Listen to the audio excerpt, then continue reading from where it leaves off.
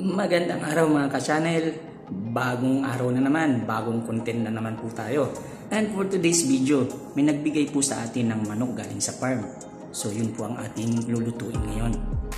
Pero bago natin gawin, sa mga hindi pa po nakakapag-subscribe sa aking YouTube channel at sa aking page, ang hindi pa nakakapag-follow ay mag-follow na po.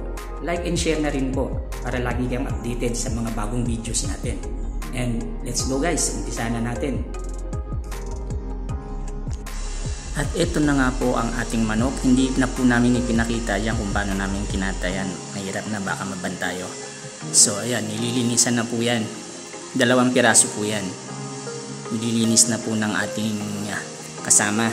Nagpatulong po kasi ako dyan para sa pagkatay. At ito na nga, na chop niya na. So i-ready ko naman yung ating mga panangkap. At ito na nga ang ating mga gagamiting panangkap. Ang lulutuin lang naman natin ay adobong pinatuyo kasi bagay yan dyan. Papatuyuan lang natin para kumapit yung lasa ng ating mga sangkap. At umpisa na po natin ang ating paggigisa. Siyempre, uunahin po natin dyan ang bawang. Sunod na po natin ilalagay dyan yung lemongrass o tanglad. Malaking bagay po kasi yan para sa pagtanggal ng langsa ng manok. Siyempre, andyan din yung ating sibuyas. Ang sibuyas din ay nakakatulong sa pagtanggal ng langsa. At ilalagay na rin po natin dyan yung laurel.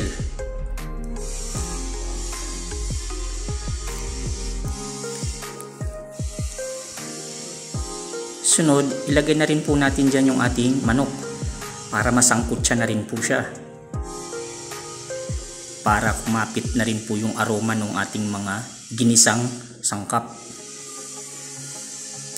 Tapos haluin lang natin at takpan. Hindi ko na po naipakita dahil naputol po yung video natin. Hindi ko na ma-recover yung paglalagay ng toyo, oyster sauce at suka. Nilagay ko na lang po dyan yung ating siling haba at saka yung asukal. Ang asukal po ay pagpabalansi ng asim. Hayaan nyo na lang po yung matuyo. Okay na po yan hanggang sa matuyo siya. Halu-haluin nyo lang para maganda ang pagkakadistribute ng mga ating pampalasa. Ayan. Ganyan lang ho hanggang matuyo yan.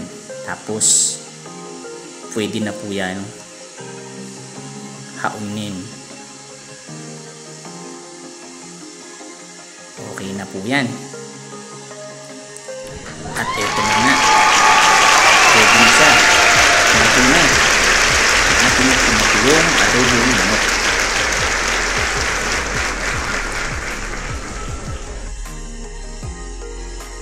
At ito na nga mga ka-channel. Titikman na natin yung ating linutong pinatuyong adobong manok. Ito yung pinakapaborito kong part dito sa ating video. Ayos.